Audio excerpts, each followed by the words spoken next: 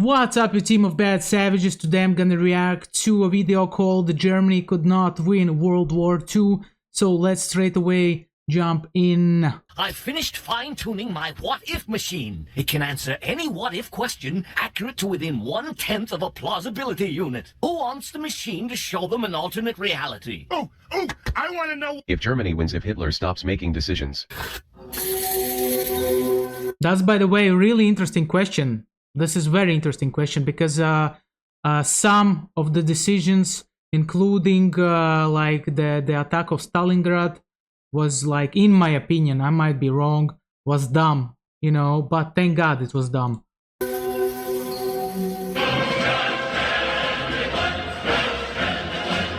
else has a question for the what-if machine? I have one.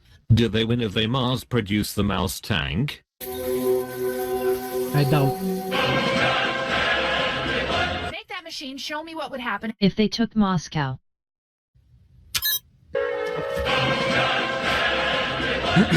Plausible, I can't believe it.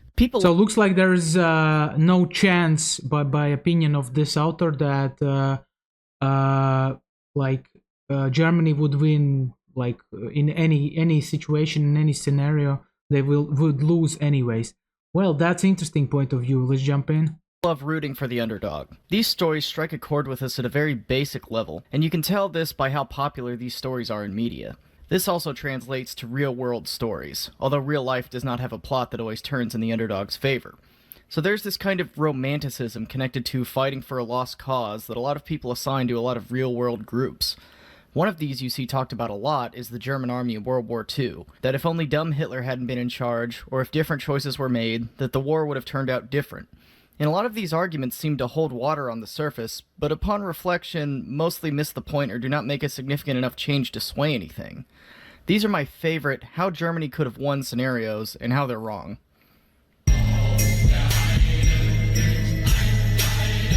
Guys, I don't know, like, I didn't say it before, now I'm gonna say it. My grandfather, he was in Soviet army under Caucasus. He was like in Caucasus, right? It's like the south of Russia, and there he got wounded by a German bullet, and this bullet stayed with him till the end of the days. So also the situation in Latvia is that unfortunately there are a lot of people who got terrorized by the Soviet system, and there's a lot of people who got terrorized by the Nazi regime. And the people, they, like the old people, they're still there here, right? Two sides of it, and then they fight between each other all the time, and this creates destroys the unity of the country. We have big problems with that, man. Big problems, unfortunately, you know. But this is the thing about the small countries which are located between big countries. You know, you are just like basically a target. You know, that's it. I hear this one all the time, that if the Germans had just driven onto Moscow and taken it, the Russians would have capitulated. But it is rarely backed up with evidence as to why. Even in the memoirs of German generals after the war, they constantly mention that the drive to Moscow would have meant victory in the East. And I think the reason for this is that they model the Russian campaign after the French campaign. In the French campaign in 1940, the French surrender once Paris is cut off from its forces and looks like it's about to fall. Using this model, a lot of people think that the exact same would apply to Russia. The only problem with this is Russia is a whole different animal, both politically and geographically. Stalin was going to put every man, woman, and child in the Soviet Union between him and the advancing Germans, and this is exemplified by the way the Red Army fought the war, often trading casualties for time. Yes. So if Moscow was taken, sure, it's a political and also logistical defeat, given that the rail network was centered around it, but no way do I think Stalin is just going to shrug and say, well, we tried, after Moscow was taken. Guys, just to remind you what happened during the Napoleon Wars, right? Napoleon took Moscow. The Tsar just moved out. All the people moved out. So and they burned Moscow to the ground. So that's it. And they didn't give up. And it wouldn't finish by that also, because Soviet Union, the government can go deeper into the territories. The territories. This is their advantage. Big territories, you know. And with that, we would probably see the Soviet Union fighting to the bitter end, just like the Germans did in reality. This is also backed up by real-world history from Napoleon's Russia campaign in First time 1812, watching. where he went on to take Moscow but still lost the war. Russia is such a large and vast country that they have the ability to trade casualties and land at a higher rate than any other country can, and therefore the normal rules of war such as taking the capital and ensuring victory do not apply. Are they not seeing this? Another commonly heard point is that Hitler made terrible decisions and he should have just listened to his generals. Now, I'm not here to defend Adolf Hitler, he's a crazy genocidal maniac, let's not make two ways about it. But this isn't always the case. For example, Hitler and the High Command were all in agreement on invading Russia.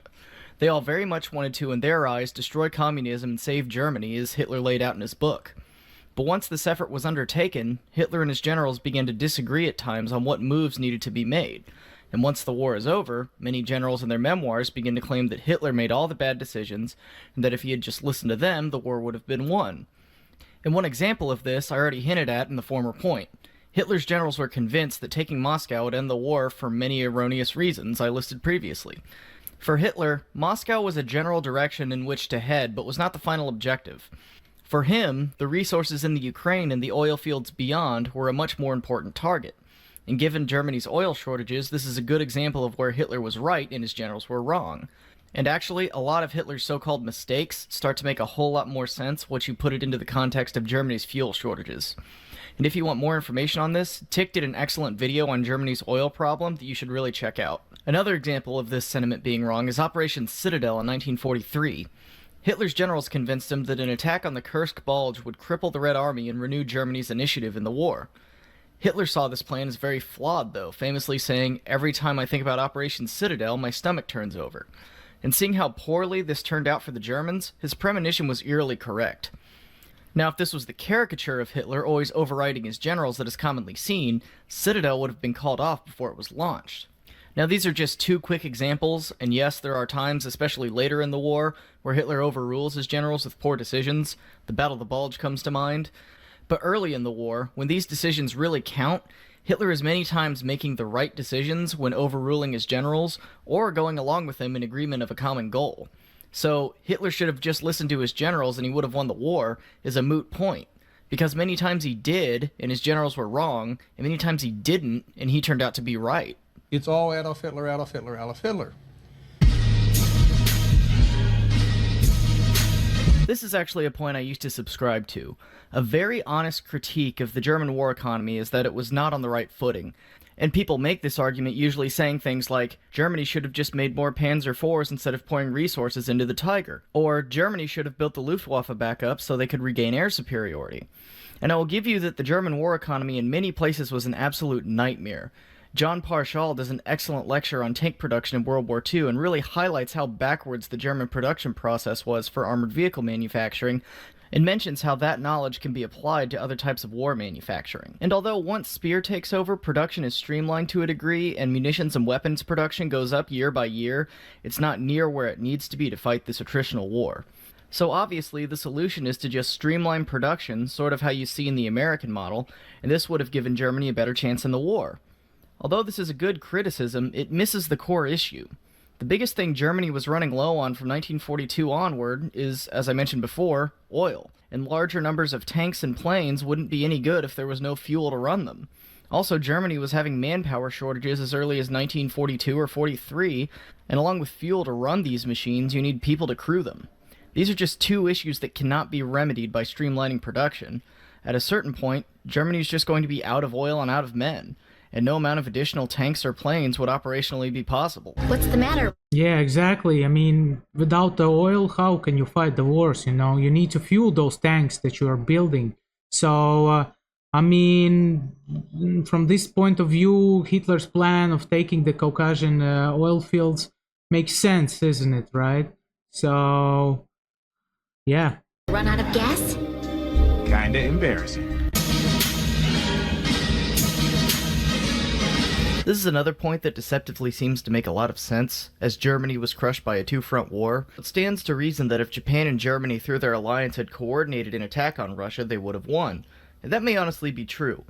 A big boost to the defense of Moscow came after Russian troops from Siberia were sent west after the Russo-Japanese Non-Aggression Pact. Yeah, and I want to add that I heard interviews of, I know Russian language, and I heard interviews of some of people who were fighters fighting for Moscow, and they were saying that those units who arrived at Moscow in the moment when Germans were attacking the city, right? Those units, they were elite units, Siberian elite units prepared for the cold weather. They had the right equipment. They were tough as nail, right? So basically, Germans were lacking. In the same time, Germans were lacking. I think first thing that they were lacking was good equipment, right? Because to fight in winter, it's different, and they didn't expect that they're gonna fight in winter, so they didn't have any clothes, right? So this is one factor, and there's I guess there's more of them. Also, guys, if you enjoy my content, please like, subscribe, leave the comment below, and thank you. The only problem with this is that coordination did not and was never going to happen. Germany and Japan were allies by circumstance and shared no real common goals with each other. And in fact, they're operating in opposition to each other at times. German training of Chinese troops in the 30s as they were fighting the Japanese is a direct example of this. In short, neither side was going to stick out its neck for the other. In fact, Russia as a common enemy was probably the only instance in which they would have, and even then they did not. The reason for Japan not wanting to do this is mostly colored by the Japanese experience against the Soviets at the Battle of Conchingal, please forgive my pronunciation, where the Red Army gave the Imperial Army a very bloody nose in an undeclared border conflict. Man, this is such a meat fest, man. I'm so grateful that I live in a country where is no war at the moment, right? And hopefully Putin won't invade us, right? And guys, this is like so good to be like living in peace, because war is nothing good. It's death, destruction, and suffering. This incident convinced the Japanese to not go through with any action that would provoke the Soviet Union, as they did not want war with them, since they were already fighting China and would soon be fighting the United States. This avoidance of provoking the Soviet Union went far enough that during the war in the Pacific between Japan and the United States, the Japanese refused to sink any U.S. merchant ships headed to the Soviet Union. So, the Japanese attacking the Soviet Union directly flies in the face of the intentions and characteristics of the Japanese High Command, to the point where it strays out of potential history, kill yourself, into the realm of fantasy. You have screwed me again. Japan. This is my favorite one. Man, I haven't heard about these tanks though. I haven't heard about them. If they had just made insert ridiculous design here, the war may have gone differently. And it's the idea that this thing, or this thing, or this thing would somehow have single-handedly lengthened the war. And there are a few fan favorites for pics of these. The one I see most often being the Mouse, the ridiculous 200-ton behemoth that in reality would have been awesome target practice for Allied fighter bombers and something for Allied soldiers to gawk at once it had run out of fuel and had to be abandoned. Or German jet aircraft, that although cutting edge and superior to what the Allies had, still couldn't have been applied in a large scale due to the aforementioned fuel and personnel problems. And the list for these things goes on and on. A personal pet peeve of— Just imagine the amount of problems Germans had because of the amount of like different things they have to think about, right? I mean, imagine how many things in army you need to think about, like troops, tanks, planes. You need to like create an ecosystem to create those planes, to repair those planes. You need to recruit staff for that, you know. So there's a lot going on under these things, you know. Of mine in this category is the what-if question about the German atomic program, and the claim that if they had applied themselves, the Germans could have come up with an atomic weapon first. This notion, though, just like that of Japan invading Russia, very quickly falls into the category of fantasy once looked at for three main reasons.